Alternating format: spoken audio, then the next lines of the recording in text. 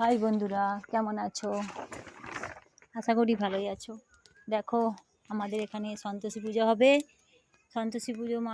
সন্তোষী মায়ের মূর্তি তৈরি হচ্ছে। মাকে আস্তে আস্তে রঙে রঙের তুলিতে মাকে পরিপূর্ণ রূপে তৈরি করে তুলছে। আর মায়ের সোনার গয়না দেখো, মায়ের মাথায় মুকুট পরানো হচ্ছে। কালকে মায়ের পুজো। আর পাশেই আছে রামু আর সাবিত্রী। কালকে মায়ের মুখ উন্মোচন হবে, তার ভিডিও তোমাদের দেখাবো। এই যে রামু আর সাবিত্রী, তাদের এখনো পোশাক পরানো হয়নি।